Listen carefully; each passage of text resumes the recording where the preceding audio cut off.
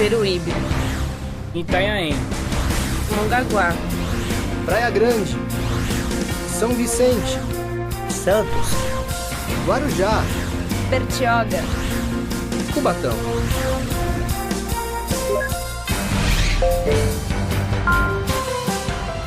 Conexão Metropolitana.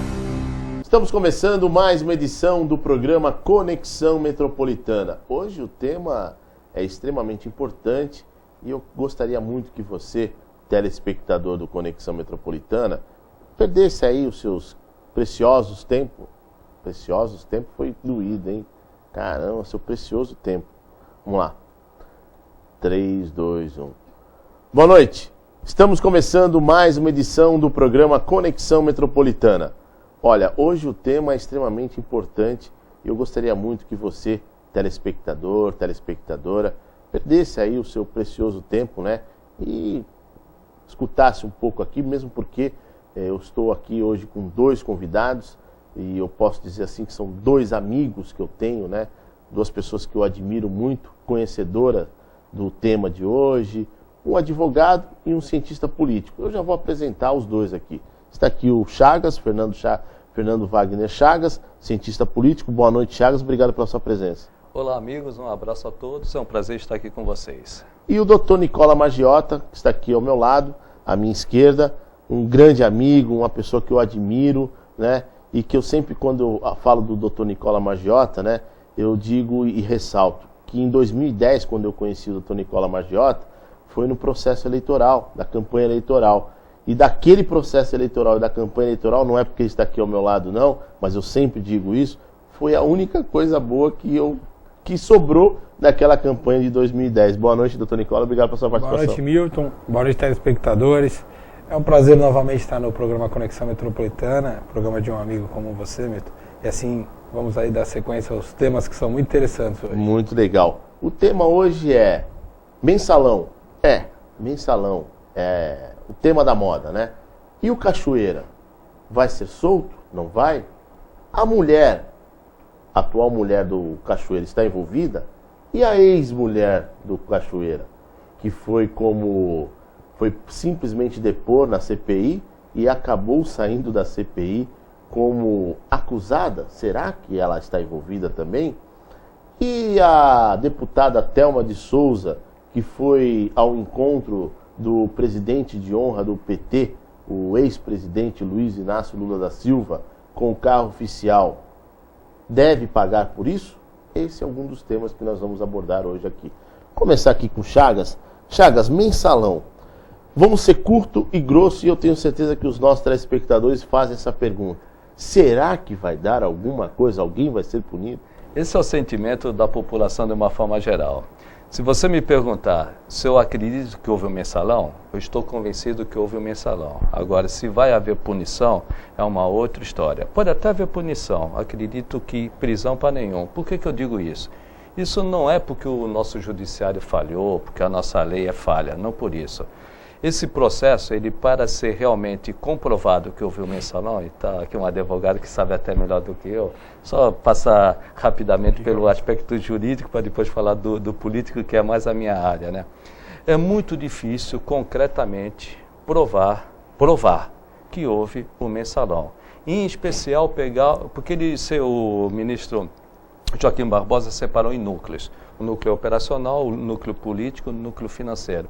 O básico nisso é o núcleo político. O núcleo político é muito difícil provar, principalmente daqueles que dizem que foi o comandante de toda essa operação, porque não tem provas. Pode haver provas indiciárias? Pode haver prova indiciária. A verossimilhança, o que é a verossimilhança? Parece realmente que é e por isso nós vamos punir. Mas é criminal, e aí ele pode falar melhor do que eu. Criminal tem que realmente provar. Na dúvida, pro réu. Então eu acho muito difícil realmente provar. Isoladamente não vai provar. Vai ter que realmente provar aquela história muito bem contada didaticamente pelo o chefe do Ministério Público, Roberto Gurgel, que aquilo realmente aconteceu. Infelizmente, eu tendo a dizer, se o julgamento for estritamente jurídico, não haverá grandes punições. Agora, um outro lado, uma pressão social muito grande, principalmente da mídia. uma pressão muito grande da opinião pública. E se o judiciário, especialmente o STF, for ouvir o clamor das ruas, aí ele pode tender a punir um ou outro, ou punir a maioria. A minha dúvida é que o advogado pode falar melhor do que eu, né? E se realmente punissem as provas concretas? E as formalidades previstas na Constituição, especialmente ampla defesa e direito ao contraditório, eles vão ser respeitados ou não vão ser respeitados? Então, até juridicamente, eu vejo dificuldades para realmente punir os mensaleiros. Agora, doutor Nicola, antes da sua consideração, eu já faço uma pergunta. No caso específico, o Chagas falou muito de provas, né? Até que prova o contrário, né? Todos são inocentes. Mas tem um caso específico que está sendo muito divulgado na mídia, que é com relação à esposa do João Paulo Cunha, que foi ao Banco Rural e tem a assinatura dela sacando 50 mil reais. Isso já não é ou simplesmente só porque ela sacou, ela podia ter ido sacar os 50 mil reais para uma outra questão, outro compromisso financeiro, enfim. Como o Fernando colocou, realmente a governabilidade que trouxe o mensalão, sem sombra de dúvida, eu acredito que houve o mensalão, que havia a distribuição de valores, porém provar é que vai ficar muito difícil. Ainda mais, Milton, que se você for analisar as defesas que foram feitas até agora dos envolvidos no mensalão, por advogados extremamente competentes, elas tendem ao quê? A politizar a situação jurídica dos envolvidos. Então, ou seja, olha, aquilo é um crime, foi um problema político, foi um problema de divergências políticas. E realmente, na matéria de prova, o Roberto Gurgel, o procurador, tentou colocar ao máximo, mais claro possível, que houveram indícios de ligação de dinheiro, como foi o caso da esposa do João Paulo Cunha, mas que dificilmente você vai pegar uma ponta da agulha e vai encontrar a linha. É muito difícil. Até porque muitas pessoas envolvidas, muitas coisas foram ditas, um número de testemunhas envolvidas, mais de 600 ou 700 testemunhas ouvidas num processo desse, o que vai dificultando sim você formar a culpa. E o judiciário, como bem ressaltou o Fernando Chagas, ele não pode, pelo ouvir dizer, condenar ninguém, né? Aí o direito de defesa está sendo feito no STF, e o STF, como o maior tribunal do país, tem que se apegar à lei. Então, mesmo que a imprensa condene, mesmo que a sociedade clame, a lei tem que ser rigorosamente cumprida. E os procedimentos legais também. Eu discordo da imprensa tentar uma condenação ou anterior aos fatos, quando eles ainda não foram julgados. Eu acho que todo cidadão tem direito de defesa, por mais que nos pareça que esteja envolvido, por mais que nos pareça que o crime ocorreu, a defesa tem que ser ouvida. Então, tem que ser atento, o tribunal...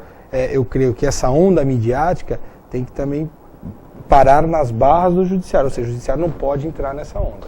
Então, pela palavra do Dr. Nicola e do Chagas, pelo que eu entendi, então, todos que estão envolvidos estão sofrendo aí um desgaste político, né?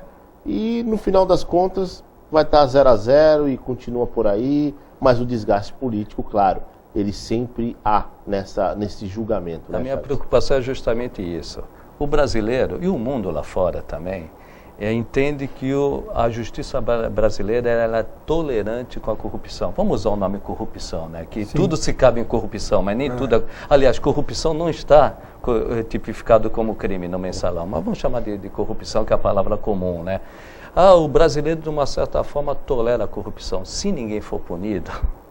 Qual vai ser a reação da população brasileira? Marmelada de pizza, ou pizza de marmelada, né? E lá fora, o Brasil está num momento de crescimento que precisa de muitos investimentos de lá de fora. Como o capital externo vai ver isso aí? Porque o capital externo ele não está tido aos detalhes. Como ele vai reagir? Se, mais uma vez, aquilo que parece flagrantemente claro que houve, a justiça não condenou. Então, pelo aspecto político, eu vejo que a sociedade... ela vai reagir até de forma bastante negativa. Agora, quanto à punição, eu acredito que não terá influência nessa eleição. Vamos mudar um pouco o tema com relação ao Cachoeira, né? Porque são tantos assuntos de escândalo no nosso país, né? Chagas, Nicola e os nossos amigos telespectadores, que um sobrepõe o outro, né? E aí, quando acontece que nem agora o que está na onda é o mensalão, meio que já se esqueceu o Cachoeira. Mas já está acontecendo alguns depoimentos na CPI, doutor Nicola. E a ex-mulher do Cachoeira foi depor na CPI como testemunha e acabou saindo como investigada, né, pelas declarações que ela teve. Não era melhor ela ter ficado calada, não? Então, mais uma vez, nós percebemos o quê, Milton? Que o número de envolvidos e de informações é tão grande que o próprio, nesse caso, o Senado e a Câmara, os próprios deputados não têm uma sequência lógica de como proceder uma investigação dessa. São tantos envolvidos e tantos detalhes que uma pessoa que vai como testemunha acaba colocando uma palavra a mais ou a menos em seu depoimento e sai como investigada, como foi o caso dessa senhora. Então, para você ver, como você colocou, uma situação se sobrepõe à outra, mas no fim, tudo está se ligando, né, e ligado ao quê? A origem do poder, que tem que ser modificado, a uma reforma política que tem que ser feita. Porque do jeito que está, nós vamos ter Mensalão, aí mais um tempo Cachoeira, depois Operação Riacho, depois Operação Lago, então e assim vai. É estrutural. É estrutural, só vai mudar os nomes e alguns personagens, mas a sequência de fatos é a mesma.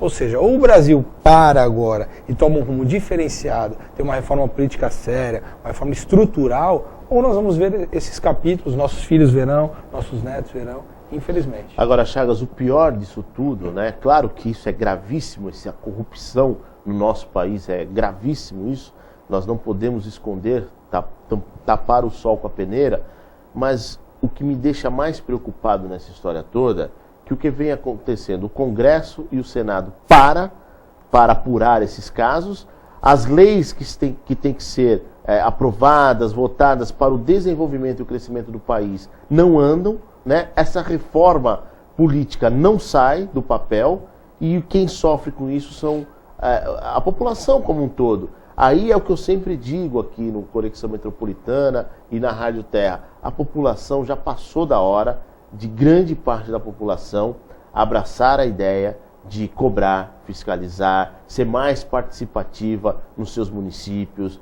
no estado e a nível federal, para que a gente possa mudar. Porque só nós, a população como um todo, se nós nos unirmos, é que nós podemos conseguir mudar. Que nem em 2014 temos eleições para deputado federal. Eu acho que se a gente mudar um pouco os nomes, quem sabe essa reforma política sai. Eu falei alguma besteira, Chagas? Não, eu concordo plenamente. O Congresso, aliás, ia parar de qualquer jeito, porque tem as eleições municipais, né? O segundo semestre, praticamente, no Congresso, quando tem eleições municipais, para, né? E já tinha parado antes na questão da CPI. Aliás, uma CPI que, para mim, nasceu morta, porque não tinham que investigar. Os órgãos competentes já tinham feito essa investigação. Eles quiseram fazer daquilo um grande cenário na televisão, mas devido ao direito fundamental garantido pela Constituição, eu me reservo o direito de não me manifestar. Claro. Então acabou o espetáculo. E o número de maus políticos tende a aumentar cada vez mais com pessoas pensando desta forma. Porque né? Aquele que quer entrar na política, ele acaba temendo entrar na política, de ver seu nome denegrido, a sua imagem prejudicada. Por não ser a opinião do Nicola, mas por isso eu sou contra a ficha limpa, além de considerá-la inconstitucional. Mas não vamos discutir mais inconstitucionalidade. Porque quem tem que decidir se uma pessoa vai ser eleita ou não vai ser eleita, se não transitou em julgado, é o eleitor. Claro. Só vou dar um exemplo. Foram com internet e tudo, foram 2 milhões de assinatura eletrônica ou assinatura por escrito para propor a ficha limpa, a lei da ficha limpa.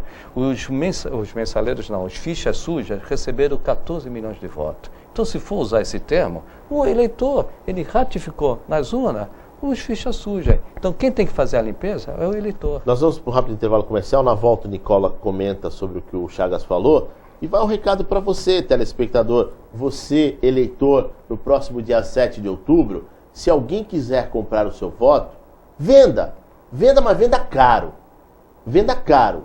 Se o vereador, candidato for procurar você e falar assim, vota em mim, qual o seu número do seu título? Eu pago 100zão. Venda. Não, quero 200. Faz isso. Quando chegar lá na urna, vote em outro. Esse é um recado que vai para o seu eleitor, tá bom? Nós vamos para um rápido intervalo comercial, volto já já.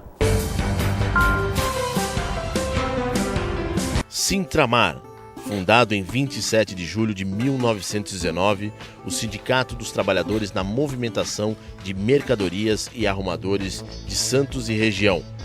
O Sintramar atende aos seus trabalhadores na área portuária, capacitando e aperfeiçoando os trabalhadores portuários.